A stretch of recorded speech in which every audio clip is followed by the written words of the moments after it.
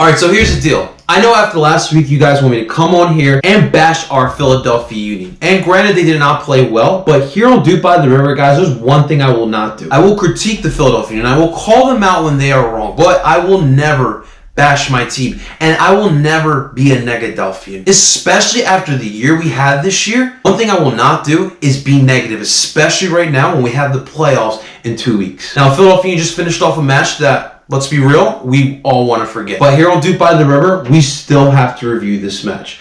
DOOPeros, stay tuned because I got a fun-filled, energy-packed episode, and there's no damn way you want to miss this, guys. Stay right there. Let's get this shit. And done!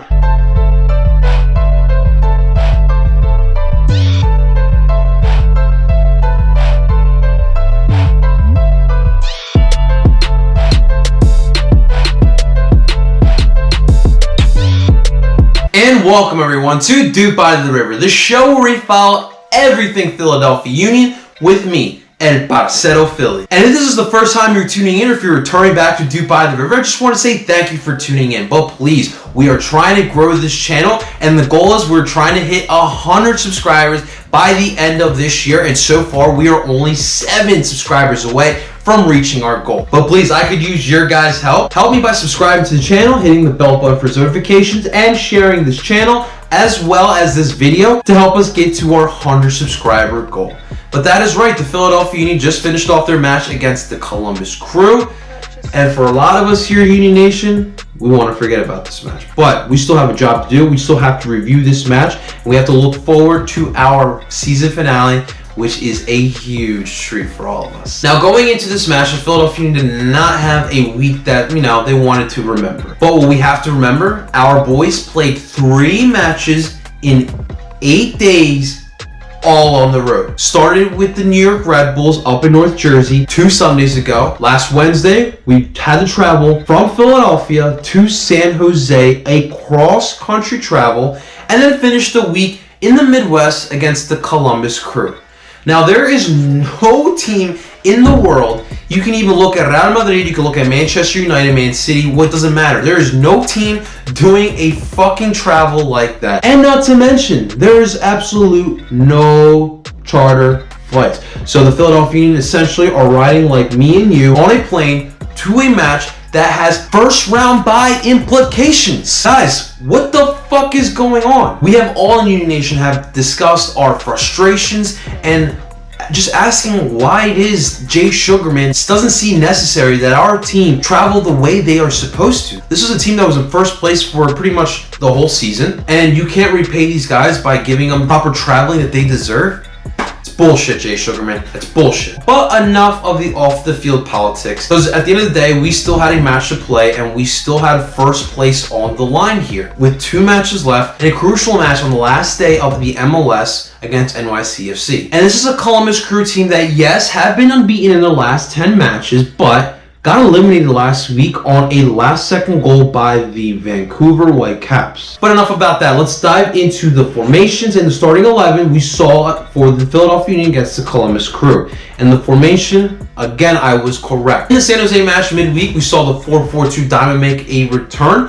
And this match, I thought we should go back to the 4-2-3-1. I did not care how we got the win. I just wanted the win. I just wanted 1 goal, and I wanted to see heavy possession. And honestly, with the 4-2-3-1, we have seen better attack from our Philadelphia Union.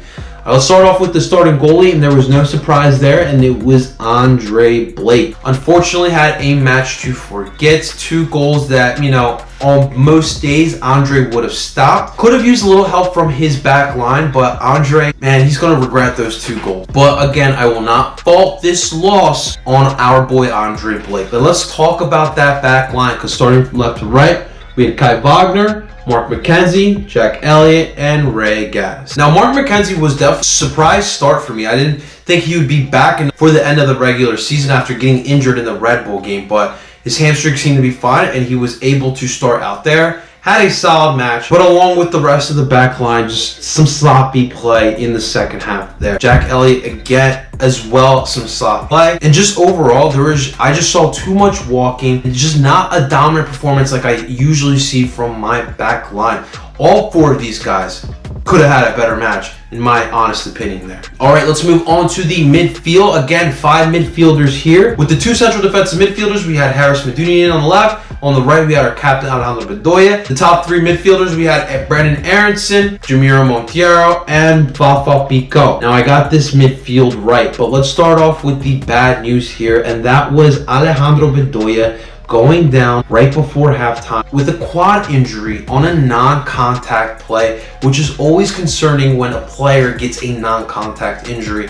We will see. Word is still not out how much time he will miss, but most important part is if he will be ready for the playoffs, because that's really when we're going to need him. In that second half, you could see the Union were missing his leadership and his play out there. Definitely a huge blow, and definitely was the momentum change for this match. Again, another great match by Fafa Pico, man. What can you say about Fafa? I've tweeted it out. I told you guys, and I thoroughly believe that, you know, Fafa has been the most consistent player we have seen this season. He doesn't always score all the goals, but the man always has high energy, always plays hard, and is great in the dressing room. He is an absolute leader. Ale Bedoya is a close number 2, but to me, Fafa has been the most consistent player this season. At that 10 role, Jamiro Monteiro, he loves playing him there. He loves his defense ability and his ability to get back on the attack and his creative ability. Jamiro, unfortunately, though, had the best opportunity to get a goal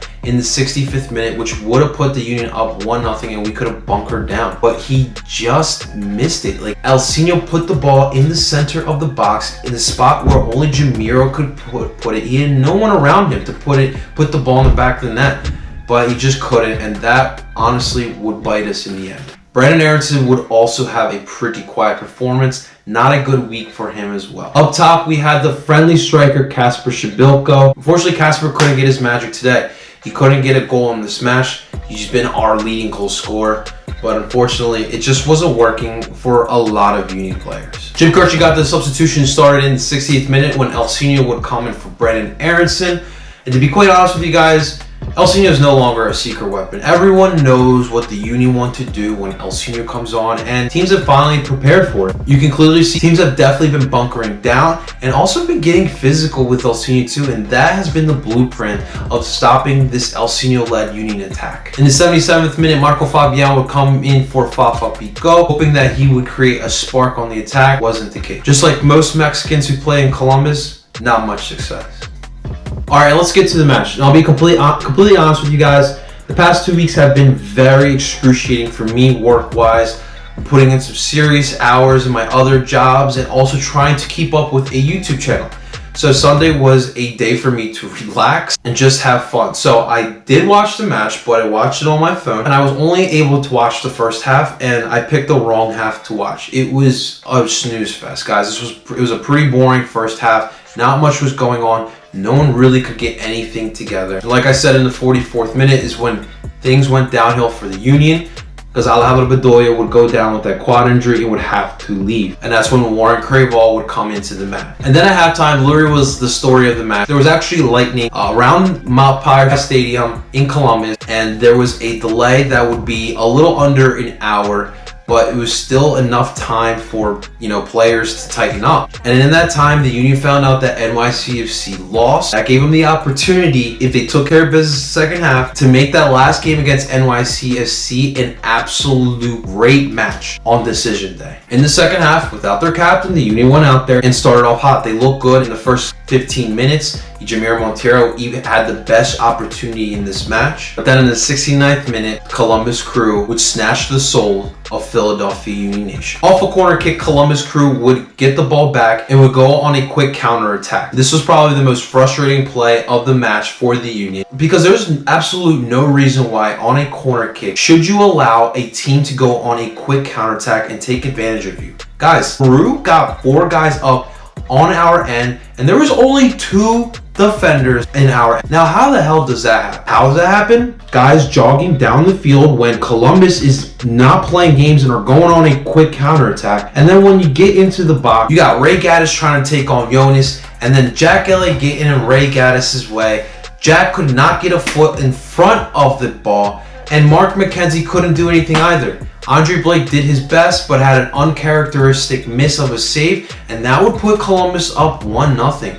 and they took the air out of us, guys. There was no leader out there trying to get those guys pumped. Usually Alejandro Bedoya is out there trying to get everyone pumped up, but no one stepped up to be a leader out there. And then Jim took out Fafa Pico 8 minutes later. The fact that no one stepped up, Ali was out when Fafa was out, is very concerning. Lackadaisical plays out there. How can you be lackadaisical when you know that first place in the Eastern Conference is on the line? That shit does not fly here in Philadelphia, guys. 4 minutes later, Columbus Crew put the dagger into us as Columbus winger Pedro Santos would put a low ball that legit went by all the Union defenders, and Andre Blake couldn't even see the ball coming. And Pedro put the ball in the back of the net and put Columbus up 2-0. The Union had no answers. The Union were defeated at that moment. And Columbus would walk away as an upset. Nothing to play, guys. Columbus is completely eliminated. They're fighting for pride at this point. And they beat us. 2-0 would be the final score. Now, we have to give credit where credit is due. Columbus played excellent. Caleb Porter has absolutely, in the second half, gotten the best out of his team. Unfortunately, the first half just went really wrong for Columbus. These guys fought all match long. They stuck with it. They bunkered down, and they had the quick counterattack game work. Really didn't do anything special against us.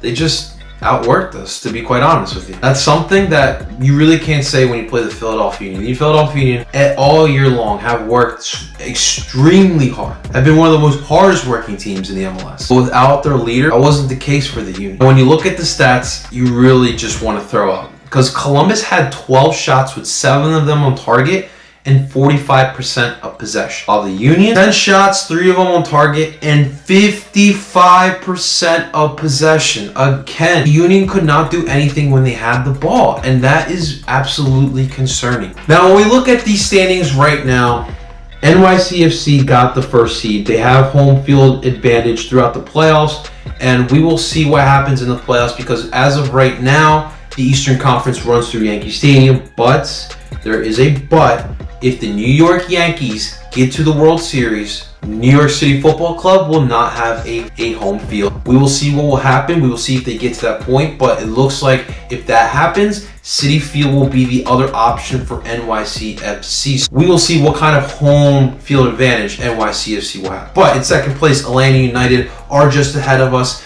They have the same amount of points as us, but have one more win over us. So they are in second. We are in third with 55. In fourth, we have DC United with 49 points. In fifth is the energy drink team from North Jersey, 48 points. And sixth place looks like our opponent for right now, if we can beat NYCFC this Sunday. The FC have 47 points in sixth. And in seventh is the New England Revolution, who locked up that last spot with their win over NYCFC. Now, guys, I know how frustrated you are. I know how angry you are at this team. I've seen it throughout Twitter and Instagram. I know how you guys feel. But, guys, we have to remain positive. We still have playoffs. Anything can happen in playoffs. That's why the MLS do a playoff system. Next week, I expect to win. I don't care if NYCFC don't want to put their starters out. I want to beat NYCFC. Bad. Put them in the dirt. Guys, just remain positive. Remain Delphians. Things will work out. We've had moments like this throughout the seasons, but then we have moments like Atlanta United where everything feels amazing. Let's hold judgment until playoff time. We will see what happens, but guys, let's just go along with the ride. We've never been in this situation in Union history. Never. Let's just go with the flow, and we will see what happens. But guys, those are my thoughts on this match here against the Columbus Crew. But I want to hear from you. Enough about me. In the comments below, let me know how you guys feel, where your head's at, and how you feel about going in against NYCFC on the last match day. Also, too, give me your thoughts on the charter flight situation. This is an upsetting topic of conversation for me because the Union players deserve better. And of course, guys, help us grow this channel. We are 7 subscribers away from our goal of 100 subscribers, and that's all thanks to you, but I could use your guys' help to continue expanding here. Help me by liking the video, subscribing to the channel, hitting the bell button for notifications, and sharing this video as well as this channel. And until next time, my Luperos, vamos la